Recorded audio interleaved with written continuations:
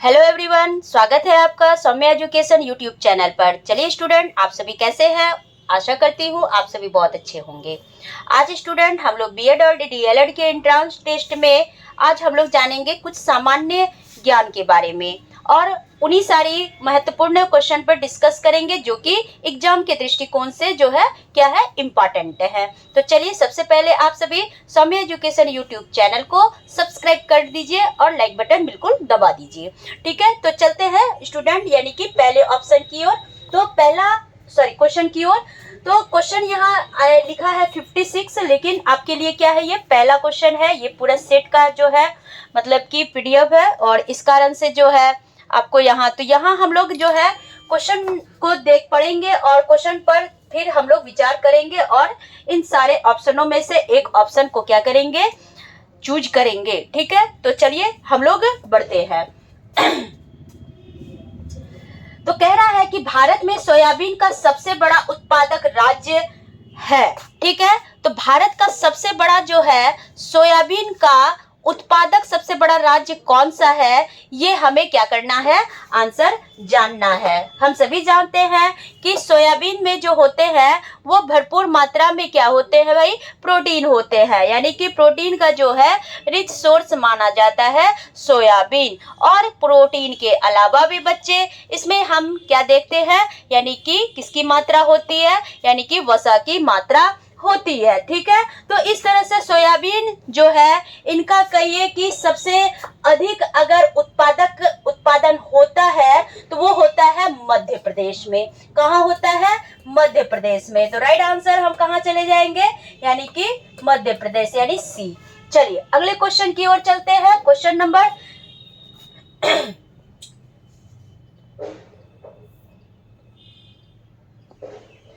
चलिए अगला क्वेश्चन देखते हैं। कह रहा है कि निम्नलिखित में से कौन एक तिलहनी फसल है, यानी कि कौन से फसल है जो कि तिलहन यानी कि तेल प्राप्त किए जाते हैं। ठीक है, जिस फसल से तेल निकाले जाते हैं उसको हम तिलहनी फसल के नाम से जानते हैं। ठीक है, तो पहला है मसूर, दूसरा है लोबिया, तीसरा है सूर्यमुखी, चौथा है बरसीम। ठीक है, तो मसूर से तो भाई तेल नहीं निकलते हैं। लोबिया हम कहते हैं किसको, जो कि लंबे लंबे होते हैं, बोड़ा जिसे कहते हैं भाई। ठीक है, और बाकी अलग अलग स्टेट में लोबिया को अलग अलग नाम से जाना जाता है। ठीक है, और तीसरा है सूर्यमुखी और चौथा है बरसीम। ठीक है, तो तेल निकाले जाते हैं सूर्यमुखी से। ठीक है, चलिए आगे बढ़ते हैं। तो राइट आंसर क्या हो गया, तो राइट आंसर बच्चे इसका हो गया यानी कि क्या कहते हैं, सूर्यमुखी। अगला क्वेश्चन, क्वेश्चन नंबर 58। ठीक है, चलिए क्वेश्चन नंबर देखते हैं। कह रहा है कि इस समय भारत का सबसे बड़ा वस्त्र उद्योग केंद्र है। ठीक है, तो इस समय भारत का सबसे बड़ा वस्त्र उद्योग का केंद्र कौन सा है?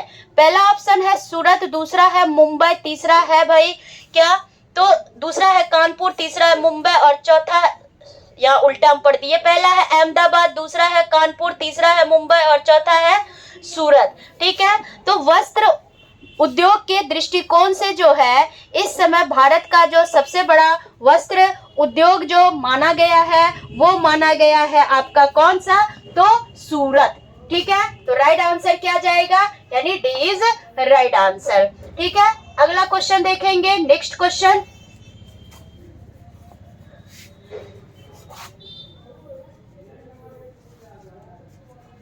चलिए अगले क्वेश्चन में चलते हैं। नेक्स्ट क्वेश्चन है, निम्नलिखित में से कौन सा एक ग्लोब पर वृहत वृत्त नहीं है? ठीक है, तो यहाँ आपको बताना है वृहत वृत्त के बारे में। तो कौन सा जो है बच्चे वृहत वृत्त नहीं है, ये आपको देखना है। तो यहाँ आपका वृहत वृत्त नहीं होगा, यानी कि तो वृहत वृत्त नहीं है। तो पहले तो है विषुवत रेखा, दूसरा है मध्य देशांतर रेखा, तीसरा है 60 डिग्री पूर्व देशांतर और फिर है 60 डिग्री उत्तर अक्षांश। ठीक है, तो यहाँ क्या होंगे ऑप्शन ये बताइए। तो विषुवत रेखा जो होती है वो ग्लोब पर जो है क्या मानी जाती है, वृहत वृत्त जो है ये क्या होती है, बनाती है। विषुवत रेखा जो है वो ग्लोब पर क्या बनाती है, वृहत वृत्त जो है वो क्या करती है, बनाती है। ठीक है, तो आप सभी इस तरह से अगर आप पढ़े होंगे कि ये माने कि ग्लोब है। ठीक है, ग्लोब के बीचों बीच जो रेखा गुजरती है उसको, जो कि किस तरह, पश्चिम से पूर्व की ओर, तो उस रेखा को हम क्या बोलते हैं भाई, यानी विषुवत रेखा बोलते हैं। ठीक है, चलिए अब यहाँ हम क्या देखेंगे, तो ये जो विषुवत रेखा है तो ये ग्लोब पर एक क्या वृहत वृत्त बनाती है, बिल्कुल बना रही है। ठीक है, चलिए दूसरी बात हम क्या देखते हैं कि मुख्य देशांतर रेखा। ठीक है, तो ये विषुवत रेखा जो है कई अक्षांश रेखाओं का क्या करती है, निर्माण करती है। और ये बीच में जो होते हैं जिसको कि प्रधान मध्याह्न रेखा बच्चे बोलते हैं, और इनके जो मतलब कि बगल वाले जो मतलब कि कहिए कि उत्तर से लेकर के दक्षिण की ओर जो है खिंची हुई रेखा होती है, काल्पनिक रेखा, उनको हम क्या बोलते हैं, देशांतर रेखा बोलते हैं। तो ये मुख्य देशांतर रेखा, इसी को हम प्रधान मध्याह्न रेखा कहते हैं। तो ये भी हम क्या देख रहे हैं कि ये भी वृहत वृत्त का निर्माण कर रही है। ठीक है, फिर है 60 डिग्री पूर्व देशांतर और फिर है 60 डिग्री उत्तर। ठीक है, तो यहाँ 60 डिग्री उत्तरी अक्षांश रेखा जो है, 60 डिग्री उत्तरी अक्षांश रेखा जो है बच्चे वो क्या है, यानी कि वृहत वृत्त ना बना करके वो क्या बनाती है, लघु वृत्त बनाती है। क्या बनाती है, लघु वृत्त बनाती है। ठीक है, जबकि हम पूर्व देशांतर रेखा की अगर कॉन्सेप्ट कहना चाहे तो पूर्व देशांतर रेखा में आप यही कहेंगे कि ये भी क्या बनाती है, यानी कि लघु रेखा बनाती है। ठीक है, तो यहाँ उत्तर की ओर इसलिए मतलब कि इसको चूज किए, यानी कि ये अक्षांश रेखा है। तो अक्षांश रेखा जो होती है वो क्या करती है, यानी कि किसका निर्धारण करती है, तो अक्षांश रेखा जो है हमेशा जो है समय का निर्धारण जो है, यानी कि जलवायु का निर्धारण करती है, समय का निर्धारण नहीं करती है। ठीक है, जबकि देशांतर जो है वो क्या करती है, समय का निर्धारण करती है। तो इसलिए ये क्या हो गया आपका, ये विषुवत वृहत वृत्त नहीं है। कौन, 60 डिग्री उत्तर अक्षांश। ठीक है, तो राइट आंसर क्या हो जाएगा, डी हो जाएगा। अगला क्वेश्चन देखते हैं, क्वेश्चन नंबर 60। क्वेश्चन नंबर 60 कह रहा है कि निम्नलिखित में से किस एक नगर में भूमध्य सागरीय जलवायु नहीं पाई जाती है। ठीक है, तो पहला ऑप्शन है आपका लॉस एंजल्स, दूसरा है रोम, तीसरा है केप टाउन और चौथा है न्यूयॉर्क। ठीक है, तो यहाँ पर अगर कहेंगे भूमध्य सागरीय जलवायु नहीं पाई जाती है तो आपका उत्तर जो होना चाहिए वो क्या होना चाहिए, ये न्यूयॉर्क होना चाहिए। ठीक है, तो न्यूयॉर्क जो होता है तो यानी कि इनके आसपास कई ऐसे देश होते हैं जो कि क्या है कि यहाँ की जो जलवायु होती है, यानी कि क्या होती है, क्या पाई जाती है, तो यहाँ जो जलवायु होती है वो समशीतोष्ण होती है। ठीक है, जिसके कारण क्या है कि उत्तर पश्चिम तटवर्ती क्षेत्र जो है इस भूमध्य सागरीय जलवायु के अंतर्गत जो है नहीं आते हैं, बाकी जो है आते हैं। ठीक है, तो इसलिए डी इज राइट आंसर हो गया। चलिए आगे बढ़ेंगे अगले क्वेश्चन की ओर। अगला क्वेश्चन देखेंगे, निम्नलिखित में से कौन सा एक लवण सागर में सर्वाधिक मात्रा में पाया जाता है। ठीक है, तो कौन सा लवण जो है, कौन सा मतलब साल्ट जो है सागर में यानी कि समुद्र में पाया जाएगा। ठीक है, तो ऑप्शन है आपका कैल्शियम कार्बोनेट, दूसरा है सोडियम क्लोराइड, तीसरा है पोटेशियम क्लोराइड और मैग्नीशियम सल्फेट। तो यहाँ लवण, लवण का मतलब नमक। ठीक है, नमक हो गया NaCl। NaCl क्या है भाई, नमक कहा जाता है NaCl को। तो क्या हो गया, तो कौन लवण सागर में सबसे अधिक पाया जाएगा, तो बोलेंगे सोडियम क्लोराइड। चलिए अगले क्वेश्चन की ओर चलते हैं, क्वेश्चन नंबर 62। ठीक है, नेक्स्ट क्वेश्चन को देखेंगे। अगला क्वेश्चन कह रहा है कि दुग्ध उत्पादन यानी दूध उत्पादन में किस देश का विश्व में प्रथम स्थान है? भारत, चीन, भारत, संयुक्त राज्य अमेरिका और है ऑस्ट्रेलिया। ठीक है, तो यहाँ हम सबसे जो ऑप्शन जाएंगे कि अगर दूध उत्पादन के दृष्टिकोण से अगर देखा जाए तो सबसे ज्यादा दूध उत्पादन जो होता है वो सबसे ज्यादा कहाँ होगा? यानी कि भारत में होगा। कहाँ होगा? भारत में होगा। ठीक है, तो चलिए अगला क्वेश्चन नेक्स्ट क्वेश्चन देखते हैं। Question number 63। क्वेश्चन नंबर 63 देखेंगे कि निम्नलिखित में से कौन सा एक देश गेहूं तथा चावल दोनों का संसार का सबसे बड़ा उत्पादक देश है? यानी कि कहिए कि दुनिया का, संसार मतलब दुनिया का जो है सबसे बड़ा जो है गेहूं के दृष्टिकोण से भी और चावल के भी दृष्टिकोण से सबसे बड़ा उत्पादक जो है कौन है? ठीक है, तो गेहूं और चावल दोनों के उत्पादन के दृष्टिकोण से दुनिया में नंबर 1 पोजीशन पर कौन है? चाइना है, यानी चीन है।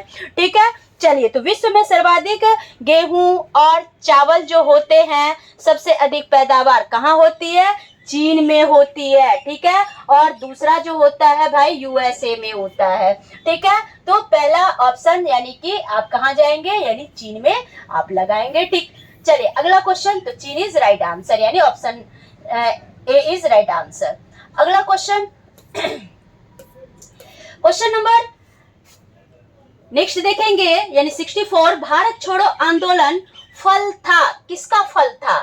क्रिप्स के प्रस्तावों से भारतीयों के नैराश्य का, यानी निराशा का, नैराश्य मतलब निराशा का। दूसरा है भारत पर जापानी आक्रमण की धमकी का। तीसरा ऑप्शन है गांधी जी के लेखनों में देशवासियों को हिंसक साधन अपनाने के लिए भड़काने का। चौथा है AISCC द्वारा अगस्त 1942 में एक प्रस्ताव पारित किया गया। तो ये नीचे दिए गए जितने कूट हैं उन कूटों में से सही कूट का आपको क्या करना है? चयन करना है। ठीक है, तो यहाँ हम बच्चे क्या करेंगे? तो सबसे पहली बात देखेंगे क्या कि भारत छोड़ो आंदोलन का जो रिजल्टेंट था, फल था, ये क्रिप्स के प्रस्तावों से भारतीयों के निराशा का, नैराश्य का बिल्कुल सही है। ठीक है, दूसरा जो हम देख रहे हैं कि भारत पर जापानी आक्रमण की धमकी का, बिल्कुल इनका भी जो था भारत छोड़ो आंदोलन का फल था। फिर तीसरा जो हम देख रहे हैं क्या कहते हैं, गांधी जी के लेखनों में देशवासियों को हिंसक साधन अपनाने के लिए भड़काने का, नहीं ये नहीं था। ठीक है, इसको आप मतलब कि ये तभी नहीं था भाई। उसके बाद है AISCC द्वारा अगस्त 1942 में एक प्रस्ताव पारित किया गया। ठीक है, ये बिल्कुल पारित किया गया था। ठीक है, तो राइट आंसर क्या हो जाएगा? 1, 2, 4, यानी कि 1, 2 और 4 इज राइट आंसर, यानी कि option number B is right answer. चलिए अगला क्वेश्चन देखते हैं। नेक्स्ट क्वेश्चन, अगला क्वेश्चन है कि बंगाल प्रांत का विभाजन किस वायसराय के काल में किया गया था? यानी कि बंगाल का जो विभाजन हुआ था बच्चा, वो किस वायसराय के कार्यकाल में किया गया था? ये क्वेश्चन पूछ रहा है। पहला है लॉर्ड लेस्डाउन के, फिर है दूसरा लॉर्ड एलिंगन के, उसके बाद तीसरा है लॉर्ड कर्जन के, उसके बाद चौथा है लॉर्ड मार्ले के। ठीक है, तो लॉर्ड कर्जन के शासन काल में यानी कि बंगाल का क्या हुआ था? विभाजन हुआ था। उस समय में जब बंगाल का विभाजन हुआ था तो बंगाल मतलब कि उस समय जो है ये लॉर्ड कर्जन जो थे वो वायसराय के कार्यकाल में थे। ठीक है, चलिए अब आगे बढ़ते हैं। नेक्स्ट क्वेश्चन कह रहा है कि काला गढ़बाड किस नदी पर बना हुआ है? ठीक है, काला गढ़बाड किस नदी पर बना हुआ है ये आपको देना है। पहला ऑप्शन कह रहा है यमुना पर, दूसरा कह रहा है शारदा पर, तीसरा कह रहा है गंगा पर, चौथा कह रहा है राम गंगा पर। यानी कि ABCD ऑप्शन दिए गए हैं वहां आपको क्या करने हैं, राइट आंसर देखने हैं। तो काला गढ़बाड जो है वो कहाँ है, रामगंगा पर है। ठीक है, तो रामगंगा आपका क्या हो गया, राइट आंसर हो गए। ठीक है, यानी कि ये रामगंगा नदी पर ही कौन सी बांध बनी हुई है, यानी कि काला गढ़ बांध जो है बनाई गई है। आई बात समझ में। चलिए अगले क्वेश्चन को देखते हैं। नेक्स्ट क्वेश्चन, अगला क्वेश्चन है कि निम्नलिखित में से कौन एक सुमेलित नहीं है, यानी कि आपको यहाँ पर क्या करना है, मैच करना है और अपने ऑप्शन को क्या करना है, चूज करना है। ठीक है, तो यहाँ हम देखते हैं कि सुंदरवन कहाँ है, पश्चिम बंगाल में, बिल्कुल सही है भाई। फिर है भीतरकनिका उड़ीसा में है, ये भी सही है। पीचवरम जो है तमिलनाडु में है, ये भी बिल्कुल सही है। वेम्बनाड जो है कर्नाटक में है, ये बिल्कुल गलत है भाई। ठीक है, तो यहाँ ये चीज मैच नहीं है। ठीक है, अब आपके मन में आ रहा होगा कि भाई ये जो वेम्बनाड है, तो वेम्बनाड आखिर जो है कर्नाटक में अगर नहीं है तो कहाँ स्थित है। तो वेम्बनाड जो है बच्चे ये केरल राज्य में क्या है, स्थित है। कहाँ है, तो केरल राज्य में स्थित है। तो राइट आंसर क्या हो गया, जो मैच नहीं कर रहा है ऑप्शन से, तो वो डी, तो डी इज राइट आंसर हो गया आपका। चलते हैं अगले क्वेश्चन की ओर। Question number 68। क्वेश्चन नंबर 68 कह रहा है कि निम्नलिखित में से पश्चिम दिशा में बहने वाली भारतीय नदी कौन सी है। ठीक है, पश्चिम दिशा में, यहाँ दिशा से आपको क्या किया है, मतलब कि क्वेश्चन पूछा है। ठीक है, तो कह रहा कि पश्चिम दिशा में बहने वाली भारतीय नदी कौन सी है। ठीक है, पहला है ए नंबर रामगंगा, बी है नर्मदा, सी है गोदावरी और डी है चंबल। ठीक है, तो नर्मदा नदी जो बच्चा है वो क्या है, ये भारतीय नदी है और ये पश्चिम दिशा में क्या होती है, यानी कि बहती है। ठीक है, तो यहाँ हम क्या देखेंगे, यानी कि नर्मदा नदी का जो उद्गम स्थल बोला जाए तो ये है अमरकंटक। क्या है भाई, अमरकंटक से इसका क्या हुआ है, मतलब कि नर्मदा नदी की क्या हुई है, उत्पत्ति हुई है। ठीक है, चलिए आगे बढ़ेंगे। नेक्स्ट क्वेश्चन, क्वेश्चन नंबर 69 कह रहा है पश्चिमी हिमालय की शीतोष्ण पेटी, जिसको कि हम टेम्परेट जोन कहते हैं, में निम्नलिखित में से किस एक वृक्ष का बाहुल्य है। ठीक है, तो पश्चिमी हिमालय की शीतोष्ण पेटी कह रहा है, टेम्परेट जोन भाई, टेम्परेचर मतलब कि यहाँ है लेकिन क्या है, शीतोष्ण वाली है। ठीक है, तो यहाँ एक किस वृक्ष का सबसे अधिक जो है क्या है, मतलब कि बाहुल्य का मतलब प्रधानता यहाँ पाई जाती है। तो सबसे पहला ऑप्शन है चीड़, दूसरा है देवदार, सी नंबर है सिल्वर फर और चौथा है नीला पाइन। ठीक है, तो राइट आंसर हो जाएगा क्या भाई, तो राइट आंसर अगर हम बच्चे की अगर बात करें तो सबसे अधिक मात्रा में अगर टेम्परेट जोन में पाए जाते हैं तो ये पाए जाते हैं आपके कौन, तो देवदार पाए जाते हैं। ठीक है, चलिए तो राइट आंसर बी हो गया। चलिए अगला क्वेश्चन देखेंगे। अगला क्वेश्चन कह रहा है कि निम्नलिखित में से किस प्रकार की मृदा की जल धारण क्षमता सबसे कम होती है, यानी कि कौन सी ऐसी मिट्टी है जो कि सबसे कम जो है, मतलब कि पानी को क्या रखता है, अपने में एब्जॉर्ब करके रखता है। ठीक है, तो ये आपको बताना है। तो पहला है बलुई मिट्टी, दूसरा है दोमट मिट्टी, तीसरा है मटियार दोमट और चौथा है डोमट। ठीक है, तो यहाँ देखिए बलुई मिट्टी यानी बालू वाली मिट्टी में अगर आप पानी रखेंगे ना तो पानी रिस करके क्या हो जाते हैं, बाहर आ जाते हैं। तो ये इनमें जो है ज्यादा पानी बहुत देर तक जो है वो एब्जॉर्ब नहीं रहती है, अवशोषित नहीं रहती है। ठीक है, तो इसलिए इसमें जल धारण करने की क्षमता दोमट मिट्टी में क्या होती है, कम होती है। तो राइट आंसर ए हो गया। चलते हैं अगले क्वेश्चन की ओर। क्वेश्चन है आपके सामने नेक्स्ट, हमारे देश के निम्नलिखित राज्यों में से किस राज्य में वनों का सर्वाधिक क्षेत्र है। ठीक है, तो किस राज्य में वनों का सर्वाधिक क्षेत्र है ये हमें देखना है। पहला ऑप्शन है केरल में, दूसरा है उत्तर प्रदेश में, तीसरा है मध्य प्रदेश में, चौथा है राजस्थान में। ठीक है, तो सबसे ज्यादा जो वन है वो मध्य प्रदेश में है।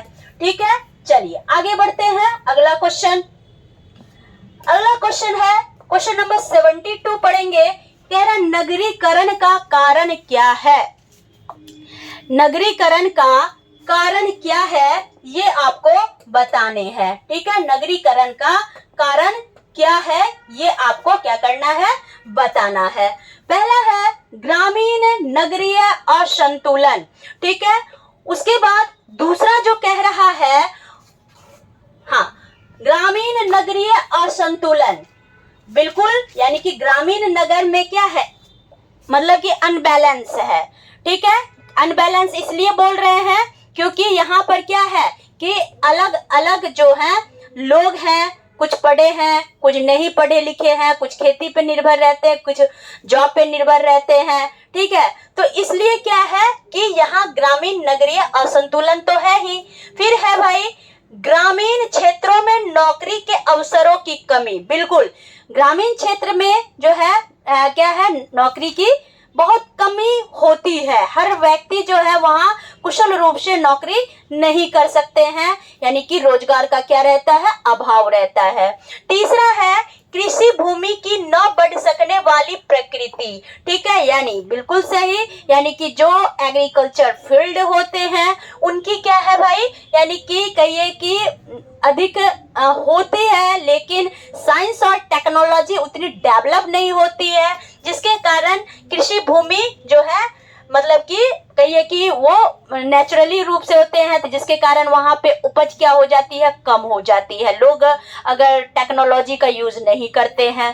ठीक है, फिर है नगरों की चुंबकीय विशेषताएं। ठीक है, तो यहाँ आप अगर देखा जाए तो बेस्ट जो ऑप्शन है पहला है, 1 और 2 एकदम नहीं भाई।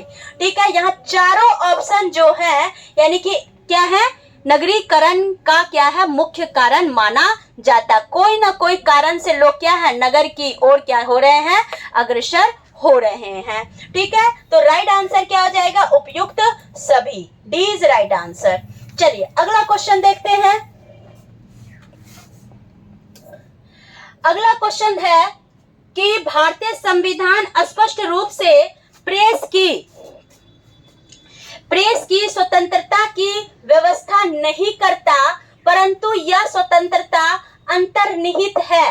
तो ये फिर से क्वेश्चन को समझिए, कह रहा है भारतीय संविधान स्पष्ट रूप से प्रेस की स्वतंत्रता, यानी कि प्रेस की आजादी जो होती है, जो कि संचार को संप्रेषित कर सके जनमानस तक, ये जो आजादी मतलब कि आजादी की व्यवस्था नहीं करता, परंतु यह स्वतंत्रता अंतर्निहित है। बिल्कुल, यानी कि संविधान में ये आजादी है, अंतर्निहित है, लेकिन वो आजादी लेकिन फिर भी दी नहीं जाती है। तो ये अनुच्छेद मतलब कि किस अनुच्छेद में जो है कहा गया है प्रेस की आजादी की बात। ठीक है, अगर हम प्रेस की आजादी की बात की जाए तो ये हम किसमें मानेंगे, तो ये कहा गया है संविधान के अनुच्छेद 19 के भाग 1 और खंड अ में। ठीक है, याद रखिएगा। तो राइट आंसर क्या हो गया, ए हो गया। चलिए आगे देखेंगे अगला क्वेश्चन। अगला क्वेश्चन कह रहा है भारतीय संसद का संयुक्त अधिवेशन निम्नलिखित में से कौन एक बुला सकता है, यानी कि भारतीय संसद का संयुक्त अधिवेशन इनमें से कौन बुला सकता है, ये हमें क्या करने हैं, जानने हैं। ठीक है, पहला है राष्ट्रपति, दूसरा है उपराष्ट्रपति, तीसरा है प्रधानमंत्री और चौथा है लोकसभा का अध्यक्ष। ठीक है, तो भारतीय संसद का संयुक्त अधिवेशन जो है वो कौन बुला सकता है, राष्ट्रपति बुला सकता है। ठीक है, चलिए आगे बढ़ते हैं। अगला क्वेश्चन नंबर 75। चलिए बीच बीच में आप सभी जो है कमेंट भी कीजिएगा। ठीक है, चलते हैं। तो कह रहा है भारत में लोकसभा का स्पीकर अध्यक्ष मनोनीत किया जाता है, दूसरा है चयनित किया जाता है, तीसरा है निर्वाचित किया जाता है और चौथा है नियुक्त किया जाता है। ठीक है, तो यहाँ आप किसके साथ जाएंगे? ठीक है, तो देखिए भारत के लोकसभा यानी स्पीकर अध्यक्ष को जो है क्या किया जाता है? चयन किया जाता है भाई। ठीक है, तो राइट आंसर क्या हो जाएगा? चयनित। ठीक है, चयनित किया जाता है।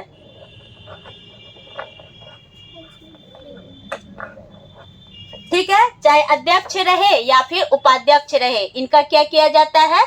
यानी कि चयन किया जाता है। चलिए आगे बढ़ेंगे। नेक्स्ट क्वेश्चन, भारत के योजना आयोग का सृजन किया जाता है।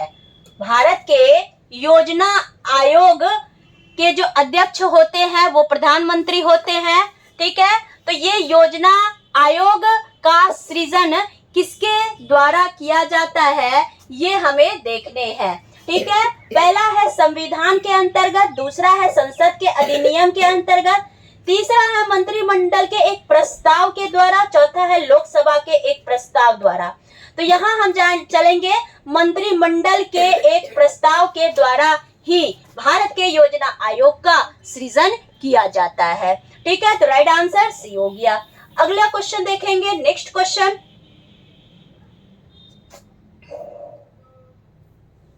कह रहा है भारतीय संविधान की उद्देशिका में संशोधन किया गया था। ठीक है, भारतीय संविधान के उद्देशिका में, ठीक है, तो किसका मतलब कि संशोधन किया गया था ये आपको बताने हैं। पहला है 17वें संशोधन द्वारा, 24वें संशोधन द्वारा, 42वें संशोधन द्वारा, 44वें संशोधन द्वारा। ठीक है, तो यहाँ जो हम राइट आंसर चलेंगे तो बोलेंगे 42वें संशोधन के द्वारा भारतीय संविधान की उद्देशिका में क्या किया गया था? यानी कि बदलाव किया गया था, यानी कि संशोधन किया गया था। ठीक है, चलिए बहुत बढ़िया। अब हम लोग अगले क्वेश्चन की ओर चलते हैं। नेक्स्ट क्वेश्चन कह रहा है एक क्षेत्र पंचायत का क्षेत्र निर्धारित किया जाता है। एक क्षेत्र पंचायत का क्षेत्र निर्धारित किया जाता है राज्य चुनाव आयोग द्वारा, दूसरा है राज्य सरकार के द्वारा, तीसरा है भाई मंडल के आयुक्त द्वारा और चौथा है जनपद के जिलाधिकारी के द्वारा। ठीक है, तो यहाँ हम क्या चलेंगे? राज्य सरकार के द्वारा, यानी एक क्षेत्र पंचायत का क्षेत्र निर्धारित किया जाता है स्टेट गवर्नमेंट के द्वारा। ठीक है, चलिए अगला क्वेश्चन देखते हैं। नेक्स्ट क्वेश्चन, क्वेश्चन नंबर 79, यानी कि राज्य वित्त आयोग का गठन भारतीय संविधान के अंतर्गत किया जाता है। पहला ऑप्शन है अनुच्छेद 243 यानी कि आर्टिकल 243 के एच के अनुसार, फिर है आर्टिकल 243 आई के अनुसार, आर्टिकल 243 जे के अनुसार, आर्टिकल 243 के अनुसार। ठीक है, तो यहाँ पर एक चीजें आप देखेंगे, राज्य वित्त आयोग यानी कि फाइनेंस कमीशन की बात हो रही है, वो भी राज्य की भाई। ठीक है, तो ये राज्य का जो फाइनेंस कमीशन बच्चा होता है, तो ये पूर्ण रूपेण क्या होता है? किसके द्वारा, मतलब कि किस संविधान के द्वारा जो है अंतर्गत किया जाता है? तो बोलेंगे अनुच्छेद 243 आई के द्वारा, अनुच्छेद 243 आई के द्वारा अनुसार। ठीक है, चलिए आगे बढ़ते हैं अगले क्वेश्चन की ओर। कह रहा है भारत के सामने सबसे बड़ी चुनौती है। भारत के सामने सबसे बड़ी चुनौती क्या है? आधारभूत सुविधाओं में अधिक सरकारी पूंजी लगाना, क्या ये चुनौती है? दूसरा है देश की जैव विविधता को कायम रखना, ये चुनौती है। तीसरा है बेहतर तथा अधिक संतुलित विकास करना, क्या ये चुनौती है? चौथा है भारत की प्रमुख नदियों की सफाई करना, ये चुनौती है। ठीक है, तो जहां तक भारत की चुनौती की अगर बात की जाए तो सबसे बड़ा मुद्दा क्या है? यानी बेहतर तथा अधिक संतुलित विकास करना। ठीक है, बैलेंस में अगर हम डेवलपमेंट कराते हैं और बेहतर तरीके से कराते हैं तो ये जो है भारत के लिए एक क्या है? चुनौती है। ठीक है, चलिए आगे बढ़ते हैं अगले क्वेश्चन की ओर। कह रहा है निम्नलिखित में से कौन भारत में केंद्रीय सरकार के गैर योजनागत व्यय में सबसे बड़ा मद है? मद का मतलब राशि है। ठीक है, तो पहला है अनुदान, दूसरा है प्रशासन, तीसरा है ब्याज का भुगतान और चौथा है सामाजिक व्यय। ठीक है, तो यहाँ जो सबसे बड़ा जो व्यय की बात हो रही है भाई, मद की बात हो रही है, मद मतलब रुपया पैसा। ठीक है, तो यहाँ गैर योजनागत व्यय है। ठीक है, यानी कि नॉन प्लानिंग जो मतलब कि क्या होते हैं, खर्च होते हैं, ये सबसे बड़ा मद किसका है? तो ब्याज का भुगतान। ठीक है भाई, कितने राशि पर कितना ब्याज होगा, क्या टाइमिंग रहेगा, इसके लिए कोई योजना नहीं होती है। जितना समय बीत रहा है आपके ब्याज भी बढ़ रहे हैं। ठीक है, चलिए तो ये सी इज राइट आंसर हो गया।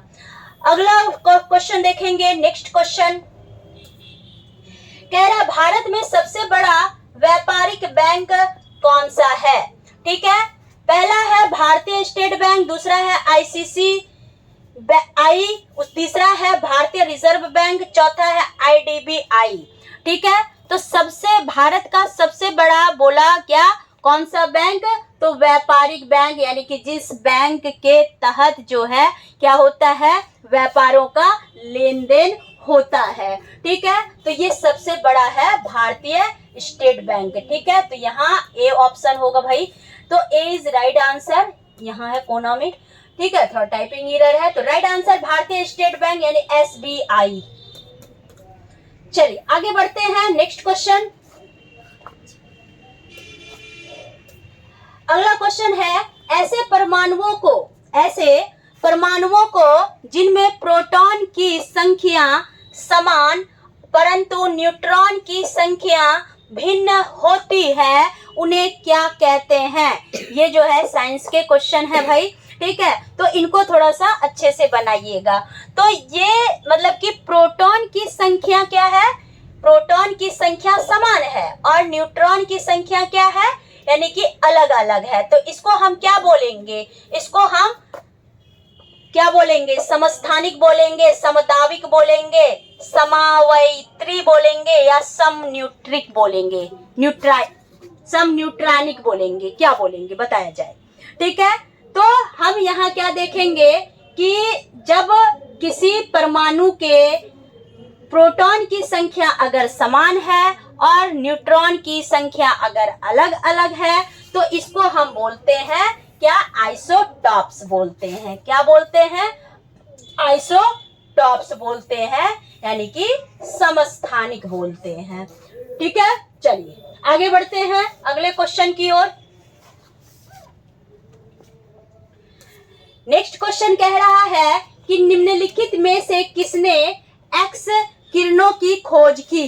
ठीक है, एक्स किरणों की खोज किसने की? पहला है रदरफोर्ड, दूसरा है रोयंटजन, तीसरा है मैक्सवेल और डी नंबर है टोरिसेली। यानी ए नंबर है रदरफोर्ड, बी है रोयंटजन, उसके बाद सी नंबर है मैक्सवेल और चौथा है यानी डी नंबर टोरिसेली। तो बताइए कि किसने जो है एक्स किरणों की खोज की थी? ठीक है, तो एक्स किरणों की खोज हम लोग बचपन में भी 10th में तक आप लोग पढ़े होंगे, तो इसकी खोज की है रोयंटजन ने। ठीक है, तो रोयंटजन क्या हो गया? आपका राइट आंसर हो गया। चलिए अगला क्वेश्चन देखेंगे। नेक्स्ट क्वेश्चन है पेंसिल की लेड निम्नलिखित में से किस एक से बनी है? तो पेंसिल का ये जो लेड है, ये जो जिससे हम क्या करते लिखते हैं, ठीक है, वो किसकी बनी होती है? ग्रेफाइट की बनी होती है। ठीक है, तो राइट आंसर सी हो गया। चलते हैं नेक्स्ट क्वेश्चन, क्वेश्चन नंबर 86। अधूरे प्रज्वलन के कारण मोटर कार एवं सिगरेट से निकलने वाली रंगहीन गैस है क्या? Carbon dioxide, nitrous oxide, carbon monoxide या फिर मीथेन। ठीक है, ये आपको क्या करने हैं? पता करने हैं। तो हम क्या बोलेंगे कि मतलब कि कई अधकचरे जो जले होते हैं, चाहे वो सिगरेट रहे, चाहे वो मोटर कार से निकलने वाले धुएं हुए। तो वो सबसे अधिक मात्रा में किस गैस यानी कि निकलने वाली जो रंगहीन गैस होती है उस गैस का नाम होता है मीथेन। क्या होता है भाई? मीथेन। ठीक है, तो राइट आंसर क्या हो जाएगा? डी। ठीक है, मीथेन का जो है कलर जो होता है वो रंगहीन होता है। चलिए अगला क्वेश्चन, निम्नलिखित में से क्या जल से हल्का होता है? क्या जल से हल्का होता है ये आप बताएंगे। ठीक है, एल्युमिनियम, सोडियम, मैग्नीशियम, मैग्नीज, क्या हल्का होगा ये बताइए जल्दी जल्दी। ठीक है, तो देखिए सोडियम जो होता है वो जल से क्या होता है? काफी हल्का होता है। ठीक है, तो राइट आंसर क्या हो जाएगा? B is right answer, sodium. चलिए आगे बढ़ते हैं। नेक्स्ट, एक बीज के अंकुरण के लिए निम्नलिखित में से कौन सी 3 परिस्थितियां सर्वाधिक महत्वपूर्ण है? तो बीज के लिए मिट्टी, पानी, ऑक्सीजन चाहिए। बीज के लिए पानी, उचित तापमान या ऑक्सीजन चाहिए। उसके बाद है बीज के अंकुरण के लिए उचित तापमान, ऑक्सीजन, कार्बन डाइऑक्साइड चाहिए या मतलब कि तापमान, ऑक्सीजन और प्रकाश चाहिए। तो सबसे मतलब कि ज्यादा क्या चाहिए? ठीक है, जब हम बीजों का अंकुरण, जैसे कि आप मतलब कि चने वगैरह भिगोते हैं और उसे कुछ दिन के लिए अगर आप छोड़ देते हैं तो छोड़ने के बाद क्या होते हैं? उसमें व्हाइट जो है स्प्राउट आ जाते हैं। व्हाइट जो स्प्राउट आते हैं तो क्या होते हैं कि उस चने में क्या होते हैं यानी कि पानी की मात्रा क्या होती है? मौजूद होती है। ठीक है, और उसके बाद जो एक उसे इन्वायरमेंट से जो टेम्परेचर मिलता है, ह्यूमिडिटी मिलती है, वो होता है और साथ साथ ऑक्सीजन। ठीक है, तो राइट आंसर क्या हो जाएगा? पानी, उचित तापमान और ऑक्सीजन। तो इस अंकुरण के लिए, बीज के अंकुरण के लिए मिट्टी विट्टी नहीं चाहिए भाई। ठीक है, चलिए अगर इस अंकुर से पौधे में कन्वर्ट करना हो तभी फिर हमें मिट्टी की जरूरत होती है। चलिए आगे बढ़ते हैं। क्वेश्चन नंबर 89 कह रहा निम्नलिखित में से सील किस जाति का है? सील जो है किस जाति का है? सील मछली है या पक्षी है या सरीसृप है या स्तनधारी है? ये आपको बताने हैं। ठीक है, तो सील जो है, पहली बात क्या कि एक स्तनधारी क्या है? जीव है। ठीक है, चलिए तो राइट आंसर क्या हो जाएगा? डी हो जाएगा। ठीक है, तो एक आपका कॉन्सेप्ट आएगा सील एक मछली है। हाँ मछली है, लेकिन कैसी मछली है? तो स्तनपायी है यानी स्तनधारी है। ठीक है, चलिए नेक्स्ट और लास्ट क्वेश्चन, निम्नलिखित में से कौन हमारे शरीर का सबसे दृढ़ भाग है? यानी कि सबसे ज्यादा हमारे बॉडी का रिजिड पार्ट कौन सा है ये आपको बताना है। अस्थि, ठीक है, दूसरा है दंतवल्क, तीसरा है डेंटिन और चौथा है सीमेटन। ठीक है, ये आपको बताना है कि क्या होगा। तो हमारे शरीर का सबसे जो दृढ़ भाग होता है वो होता है दंतवल्क, जिसको कि हम इनामेल कहते हैं। क्या कहते हैं? इनामेल कहते हैं, जो कि हमारे मसूड़े यानी कि ये शरीर मतलब कि दांतों के कहिए कि ऊपर पाया जाता है, दांतों के ऊपर पाया जाता है। आई बात समझ में?